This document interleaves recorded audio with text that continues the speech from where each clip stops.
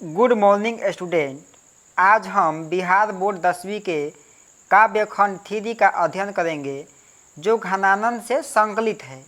तो आइए सबसे पहले हम फिर लेखक परिचय को जान लेते हैं। प्रिय विद्यार्थियों, लेखक परिचय जानना अत्यंत आवश्यक है क्योंकि एग्जाम में बहुत सारे प्रश्न ऑब्जेक्टिव के तौर पर पूछ लिए जाते हैं। तो चलिए सबसे पहले हम इन लेखक परिचय के बारे में जान लेते हैं। इनका लेखक हैं घनानंद। घनानंद जो थे वो प्रेम के पीर कवि थे। इनका जन्म 1689 ईस्वी के पास हुआ था। इनका जो मृत्यु हुआ था वो 1739 ईस्वी में नादिर शाह के सैनिकों द्वारा हो गया था। ये रीति मुक्त काव्यधारा के कवि थे। जो घनानंद थे वो रीति मुक्त काव्यधारा के कवि थे। मुगल बादशाह मोहम्मद शाह रंगीले के दरबार में ये भीर मुंशी का काम करते थे। जो मुगल बादशाह मोहम्मद शाह रंगीला था उनके दरबार में ये जो घनानंद थे भीर मुंशी का काम किया करते थे। ये अच्छे गायक और श्रेष्ठ कवि भी थे। जो घनानंद थे वो अच्छे गायक और एक श्रेष्ठ कवि थे। सुजान नामक नर्तकी से प्यार और प्यार में धोखा खा जाते हैं और इनके बाद ये बैरागी बन जाते हैं। प्रिय विद्यार्थियों, ये बैरागी कैसे बनते हैं आइए थोड़ा सा हम बता दें आपको। जो घनानंद थे वो सुजान नामक नर्तकी थी जो उनसे ये बहुत यानी वेरी लव किया करते थे, बहुत प्यार किया करते थे और ये अच्छा गीत भी गाते थे। उसके बाद जब राजा को ये बात पता चलती है कि जो घनानंद हैं ये अच्छा सॉन्ग भी गाते हैं, तब राजा ने उसे गीत सुनने के लिए निमंत्रण भेजता है। जब निमंत्रण भेजता है तो घनानंद आते हैं और जब आते हैं दरबार में तो राजा ने आग्रह करता है कि तुम मुझे गीत सुनाओ। तब घनानंद ने एक शर्त रखता है कि जब तक सुजान मेरे सामने नहीं आएगी तब तक हम नहीं गाऊंगा। तब राजा ने सुजान को बुलवाता है और घनानंद से उसको गाने के लिए कहता है। फिर घनानंद उसके ओर मुख करके सुजान की तरफ मुख करके गाने लगता है। जब सॉन्ग ख़त्म होता है तब राजा को ये बात बहुत बुरी लगती है, यानी पसंद नहीं आती है। ये बात इसलिए बुरी लगती है क्योंकि किसी भी राजा के सामने एक स्त्री के लिए अपमान होना ये बहुत निर्लज की बात है। इसलिए राजा को बात पसंद नहीं आती है और घनानंद को राज दरबार से निकल जाने का आग्रह करते हैं, आदेश देते हैं। जब घनानंद ने निकलने का बात सुनी तब ये सुजान से बोलते हैं कि हे सुजान, मैं तुमसे लव करता हूँ और तुम भी मेरे साथ चलो। सुजान ने माना कर देती है। ये इसलिए माना कर देती है क्योंकि उनको पैसों का लालच था, क्योंकि राज दरबार में पैसा मिल रहा था और ये देखी कि इनके पास जाएंगे तो पैसा तो मिलेगा नहीं, इसलिए वो माना कर देती है। इसके उपरांत ये प्यार में धोखा खा जाते हैं और बैरागी बन जाते हैं और वहाँ से दिल्ली से वृंदावन चले जाते हैं और वहीं ये मारे जाते हैं। कैसे मारे जाते हैं थोड़ी और जानते हैं। 1739 ईस्वी में जब नादिर शाह ने दिल्ली पर आक्रमण किया था तब उसके सिपाहियों ने मथुरा और वृंदावन पर भी आक्रमण कर दिया था। ये बादशाह का भीर मुंशी जानकर घनानंद को बादशाह का भीर मुंशी जानकर, क्योंकि ये राज दरबार में काम किया करते थे, तो इनका भीर मुंशी जानकर घनानंद को भी उन्होंने पकड़ा। भीर मुंशी जानकर घनानंद को भी पकड़ लिया और इनसे 3 बार जर मांगा। जो सैनिक थे इनसे 3 बार जर यानी सोना मांगा। तब ये बातों को अनदेखी करके इन्होंने रज 3 मुट्ठी इन्हें धूल दे दिए। जब उन्होंने सोना मांगा तब इन्होंने 3 मुट्ठी धूल दे दिए। ऐसा बिहेव करने पर सिपाहियों ने क्रोधित हो जाते हैं और इनका वध कर देते हैं और वो वहीं मारे जाते हैं।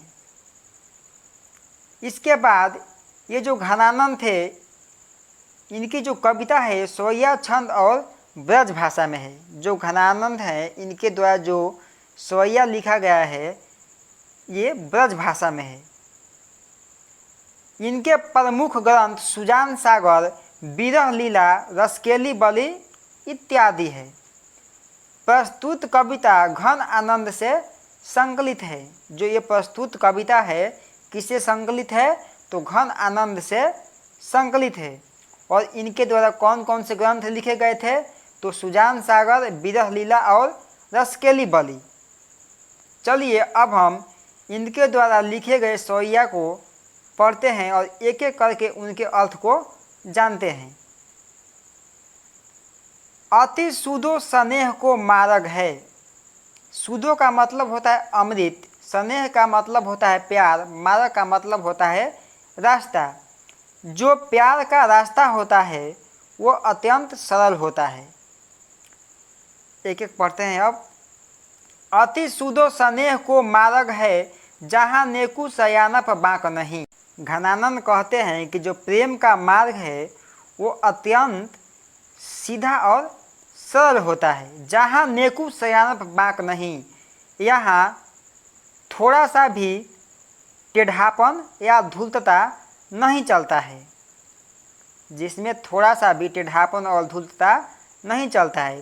फिर एक बार रिपीट करते हैं कि कवि घनानंद कहते हैं कि प्रेम का मार्ग अति सीधा और सरल होता है, जिसमें नेकू सयानप यानी जिसमें थोड़ा सा भी टेढ़ापन या धूर्तता नहीं चलता है। तहाँ साचा चले तजी आप न पाओ, झुझके कपटी जे निशांक नहीं। यहाँ केवल सच चलती है। तहाँ मतलब यहाँ, साचे मतलब सच। यहाँ केवल सच चलती है। चले तजी आप न पाओ, और अहंकार, इस पथ पर चलने वाले को अहंकार और अभिमान को त्यागना पड़ता है। यानी कहने का मतलब है जो अहंकारी होते हैं, अभिमानी होते हैं, ये प्यार के मार्ग पर नहीं चल सकते हैं। कपटी जे निशांक नहीं। और इस मार्ग पर वही लोग चल सकते हैं जो शंका रहित हो, यानी अपने आप को इस पर समर्पित कर दिया हो। कहने का अर्थ है कि इस पथ पर वही व्यक्ति चल सकता है जिसका हृदय निर्मल है तथा अपने आप को इस राह पर समर्पित कर दिया हो। आगे लिखा है कि घनानंद प्यारे सुजान सुनो, यहाँ एक ते दूसरे आँख नहीं। घनानंद कहते हैं कि हे प्यारे सुजान, तुम मेरी बातों को सुनो। और ये जो आँख है ना, ये एक दूसरा आँख नहीं है। ये जो आँखें हैं सिर्फ तुम्ही को ढूंढती है। घनानंद कहते हैं कि हे प्यारे सुजान सुनो, एक दूसरे ते आँख नहीं। ये आँखें जो है ये सिर्फ तुम्ही को देखती है और दूसरे को नहीं देखती है। आगे लिखा है कि तुम कौन धो पाठी पढ़े हो, कहो मन लेहूँ पर देहूँ छटाक नहीं। प्रिय विद्यार्थियों, मन का मतलब होता है 40 kg और छटांग का मतलब होता है 1 kg। मन मतलब होता है 60 या 40, छटा का मतलब होता है 1 kg, यानी 1 kg के 16वां भाग को बोलते हैं छटांग। मन का मतलब होता है बड़ा और छंटा का मतलब होता है कम। तो कहने का मतलब ये है घनानंद को कि तुम कौन धो पाठी पढ़ी हो, यानी तुम कौन सी प्रेम रूपी पुस्तक पढ़ी हो जिसमें ये लिखा है कि किसी के मन को ले लो और उसे थोड़ा सा भी छटा, थोड़ा सा भी कुछ नहीं दो।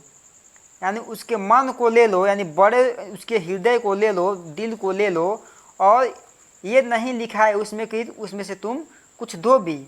सरल शब्दों में विद्यार्थियों, कहने का मतलब ये है कि घनानंद कहते हैं कि हे प्यारे सुजान, तुम मेरी बातों को सुनो और तुम कौन सी प्रेम रूपी पुस्तक पढ़ी हो जिसमें ये लिखा है कि किसी का मन ले लो और उसे कुछ दो भी नहीं। आइए अब अगले स्वैये को देखते हैं। मो अंशुवाहिनी ले बरसो। प्रिय विद्यार्थियों, इस कविता में ये कविता जो है वो बादल से संबंधित है। ये जो कविता है ये बादल से संबंधित है। लिखा है कि परकाजही देह को धारी फिरो पलजने जथाथ है दसो। परकाजही का मतलब होता है बादल। देह को धारी फिरो, जैसे तुम दूसरे को देह को या दूसरे के कार्य की ओर सजग रहते हो। पलजने जथाथ यानी तुम भी यथार्थता को दर्शाओ। कहने का मतलब है कि हे बादल, तुम दूसरे के भलाई के लिए देह धारण करते हो, तुम भी अपने यथार्थ को दर्शाओ और तुम अपनी सजनता का परिचय दो। आगे है कि निधि निधि सुधा की समान करो सबही विधि सजाता सरसो। कहने का मतलब ये है कि तथा तुम अपने जल रूपी अमृत को तुल्य कर दो। तुम अपने जल रूपी जो अमृत है उनको तुल्य कर दो यानी सरल कर दो। ये घनाना कहते हैं कि जैसे तुम ग्रीष्मकाल में तपती हुई गर्मी में किसानों की पीड़ा को समझते हो और उनके जो बगीचे होते हैं, खेत खलियान, उसमें बरसते हो, वैसे तुम भी मेरे दर्द को समझो और अपने यथार्थता को दर्शाओ। अपने जो नील निधि जो तुम्हारे पानी है, जल है, वो जल रूपी अमृत को क्या कर दो? तुल्य कर दो यानी बराबर कर दो। घनानंद जीवनदायक हो कुछ मेरियो पीर हिये परसो। घनानंद कहते हैं कि हे मेघ, तुम तो जीवन दायक हो और मेरे इस हृदय के पीड़ा को समझो। कुछ मेरे यानी मेरे भी पीर हिये परसो यानी मेरे भी हृदय की घाव को समझो, परखो कि मेरे ऊपर क्या बीती जा रही है। आगे लिखा है कि कबहू वा विश्वासी सुजान के आंगन मो अंशुवाहिनी ले बरसो।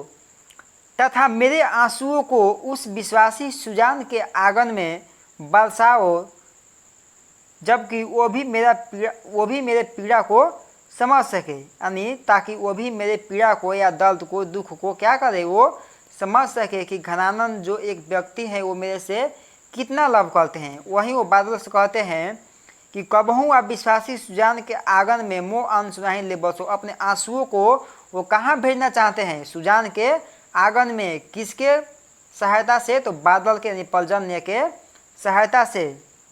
कहते हैं कि मेरे भी आंसुओं को उस विश्वासी सुजान के आंगन में बरसाओ, जबकि वो भी मेरी पीड़ा को समझ सके। प्रिय विद्यार्थियों, अगले पाठ में हम लेसन बाय लेसन करके सभी का क्वेश्चन आंसर भी सब्जेक्टिव और ऑब्जेक्टिव कराएंगे। अगर आपको ये वीडियो पसंद आई हो तो कृपया आप मेरे चैनल को लाइक और सब्सक्राइब जरूर करें। Thanks for watching.